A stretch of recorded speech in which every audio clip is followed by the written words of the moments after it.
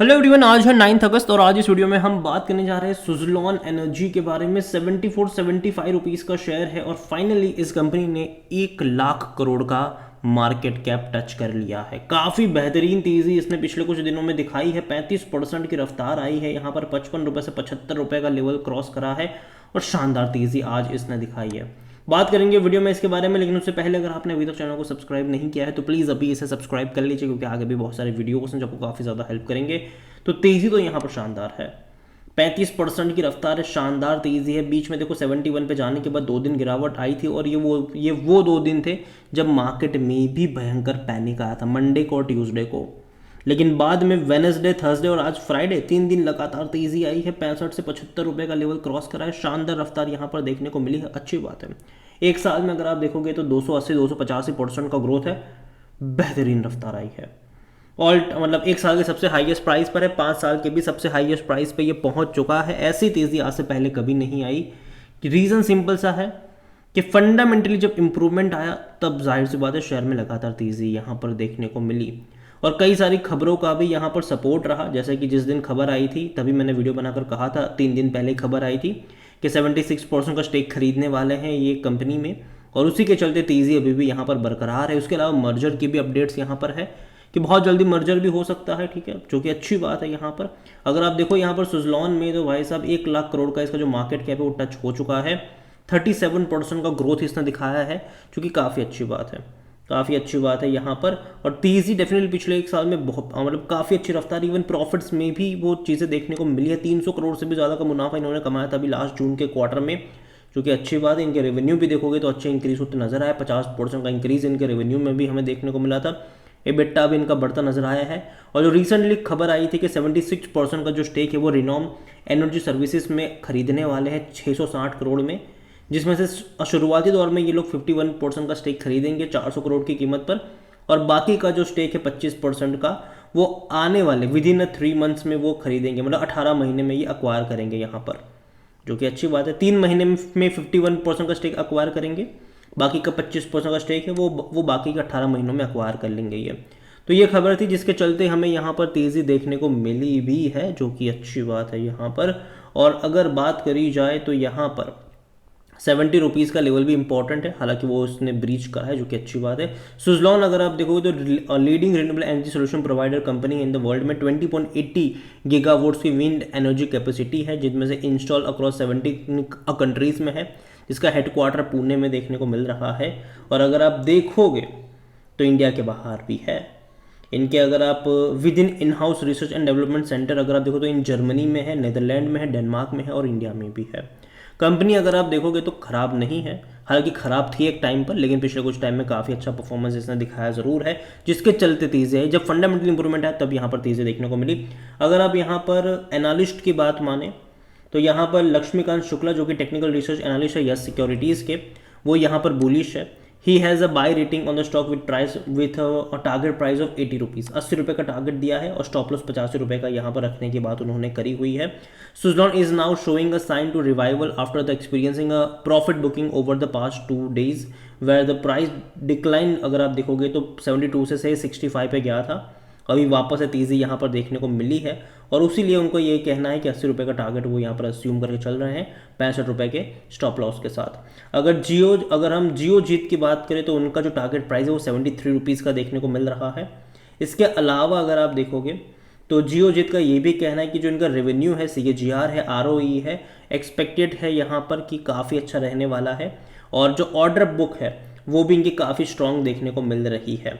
Support by the strong support government यहाँ पर जो है वो इनको फ़ायदा करेगी, क्योंकि कई सारे टेंडरिंग यहाँ पर निकलने वाले हैं और कई सारे प्रोजेक्ट मिलने की आशंका भी है यहाँ पर।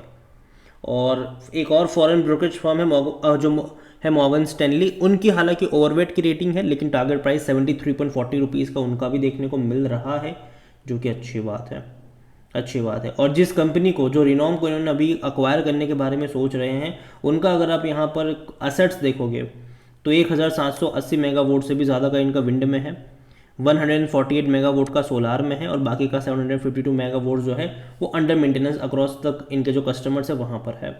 तो ओवरऑल अपनी इनकी कैपेसिटी कह सकते हैं कि बढ़ने ही वाली है इसके चलते।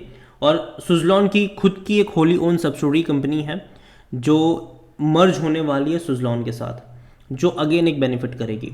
और जहाँ तक सुजलॉन के आज वॉल्यूम्स देखो तो ऑलमोस्ट 7 करोड़ के आसपास के शेयर ट्रेड होते नजर आ चुके हैं। इसका जो ऑल टाइम हाई, हालांकि बहुत पुरानी बात है, तकरीबन 450 रुपये तक भी ट्रेड कर रहा था ये। मार्केट कैप इसका 1,02,000 करोड़ से भी ज़्यादा का देखने को मिल रहा है, बेहतरीन रफ्तार दिखाई है यहाँ पर। और अगर आप देखोगे यहाँ पर तो according to Moneycontrol user 79% लोग कह रहे खरीदारी करो, 14% लोग कह रहे बेचो और बचाओ, 7% लोग कह रहे यहाँ पर होल्ड करो। कंपनी में अगर नजर करी जाए डिविडेंड की तो हालांकि वो पे नहीं कर रहा है, लेकिन मुझे लगता है शायद अगले साल से या फिर उसके बाद से ये पे आउट करना स्टार्ट करेगा, क्योंकि पिछले कुछ क्वार्टर में अच्छे खासे प्रॉफिट्स आए हैं और आने वाले क्वार्टर में प्रॉफिट और बढ़ने की भी आशंका जरूर है। वैल्यूएशन के बारे में देखा जाए तो डेफिनेटली ये महंगा है, 115 का पी रेशियो जो कि काफ़ी महंगा है सेक्टर P52 के मुकाबले, तो कहीं ना कहीं महंगा वैल्यूएशन ज़रूर है।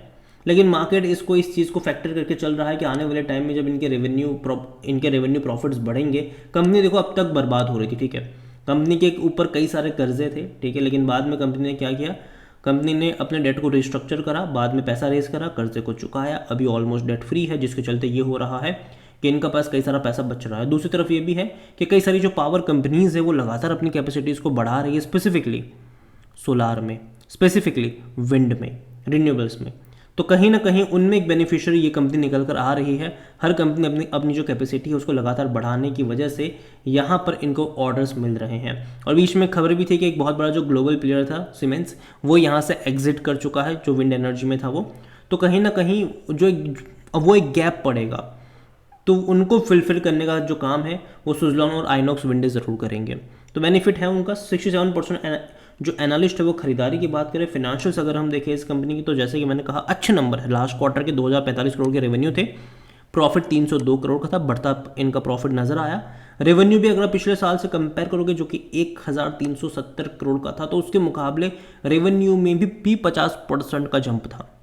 हालांकि मार्च के रेवेन्यू के मुकाबले कम ज़रूर है, लेकिन फिर भी मैं उम्मीद ज़रूर करूँगा कि बढ़ते हुए नजर आने वाले टाइम में, और एक्सपेक्टेशन यही है कि बढ़ेंगे। रीज़न है कि कई सारे ऑर्डर इनको मिले हैं, इनकी ऑर्डर बुक काफ़ी अच्छी हुई है, स्ट्रांग हुई है पिछले कुछ महीनों में, जिसका फ़ायदा इनको ज़रूर मिलेगा। और जहाँ तक शेयर होल्डिंग के बारे में देखें तो अभी भी ये चीज़ खराब है कि इनके प्रमोटर की होल्डिंग काफ़ी कम है, लेकिन एक टाइम था जब प्रमोटर के सारे शेयर्स मतलब ऑलमोस्ट 80% के शेयर्स गिरवी थे। अभी प्रमोटर के शेयर्स गिरवी नहीं है, 13.27% का स्टेक प्रमोटर के पास है, इंस्टीट्यूशन के पास 3.82% की होल्डिंग म्यूचुअल फंड के पास है, 5.34% डोमेस्टिक इंस्टीट्यूशन के पास है और 21.53% एफआईएस लेकर बैठे। तो अच्छी खासी क्वांटिटी में इंस्टीट्यूशंस है यहाँ पर। रिटेल इन्वेस्टर के पास 23.16% की होल्डिंग, अदर पार्टीज यहाँ पर 32.87% का स्टेक लेकर बैठे हुए हैं। ओवरऑल अगर मैं बात करूँ सुजलॉन को लेकर तो अगेन कहूँगा कि कंपनी खराब नहीं है, एक टाइम पे खराब थी, तब मैंने स्विंग ट्रेड के बारे में ही बात करी थी यहाँ पर, लेकिन जैसे फंडामेंटल चीज़ें इंप्रूव हुई, जब इन्होंने अपने डेट को रिस्ट्रक्चर करा, पैसा रेज करा, तब 14-15 रुपये के आसपास शेयर था, तब मैंने कहा था कि अब इसको खरीद के भूल जाओ, लॉन्ग टर्म के बारे में सोचो। यहाँ पर अप्स एंड डाउन्स आएंगे, अभी भी मुझे लगता है कि 75 रुपये पर जाने के बाद ना यहाँ पर कहीं ना कहीं एक गिरावट पॉसिबल रहेगी फ्यूचर में, लेकिन बाद में होगा ये कि वापस तेजी दिखा देगा। तो जिनके पास है उनको बेचने की ज़रूरत नहीं। अगर यहाँ पर 15-20% गिरता भी है फ्यूचर में तो बाय ऑन डिप्स के मौके होंगे वो, ना कि बेच के भागने वाले मौके होंगे। जिनके पास नहीं है वो हर 15-20% के डिक्लाइन पर धीरे धीरे ऐड करने के मौके ढूंढे, ना कि किसी एक लेवल पर बहुत सारे शेयर्स खरीद के बैठ जाए। रीज़न ये है कि ऑलरेडी जब इतनी बड़ी चीज़ें दिखाई है पिछले कुछ टाइम में, तो बीच बीच में प्रॉफिट टेकिंग आएगी जो कि हेल्दी होगा, वो कोई ख़राब नहीं होगा। जैसे कि इससे पहले अगर आप देखोगे तो 50 पे जाने के बाद ये 35 पर भी गया था, ठीक है, लेकिन फिर तेज़ी पकड़ी कि आज 75 पर बैठा हुआ है। और मैंने हर बार यही कहा था, जब 35 पे था तब मैंने कई सारे वीडियोस बनाकर कहा भी था कि मुझे ये अच्छा लगता है, खरीदारी के मौके बनेंगे लेकिन लॉन्ग टर्म के लिहाज से। अभी भी मैं इतना ही कहूँगा कि ये अच्छा है, कोई ख़राब नहीं है, लेकिन अगर फ्यूचर में करेक्शन भी पॉसिबल रहेंगे क्योंकि ऑलरेडी बहुत बड़ी चीज़ें दिखाई है। और देखो कब आएगा करेक्शन मैं नहीं जानता हूँ, कहाँ तक बॉटम बनेगा मैं नहीं जानता हूँ। तो यहाँ पर मैं एक ही चीज़ कहूँगा कि हर 15% के डिक्लाइन पर बाय ऑन डिप्स के मौके ढूंढने चाहिए लॉन्ग टर्म के लिहाज से, क्योंकि अगर गिरेगा भी तो वापस उतनी ही रफ्तार से ऊपर भी जाएगा। अगेन ये मेरा पर्सनल ओपिनियन है, कोई भी इन्वेस्टमेंट एडवाइस नहीं है। ये वीडियो को यहीं पे एंड करता हूँ। पसंद आया हो तो लाइक करें, शेयर करें, चैनल पर अगर पहली बार है तो प्लीज़ सब्सक्राइब करें। और सुजलॉन एनर्जी के बारे में आप क्या सोचते हैं वो भी आप मुझे कमेंट में लिख के बता सकते हैं। Thank you.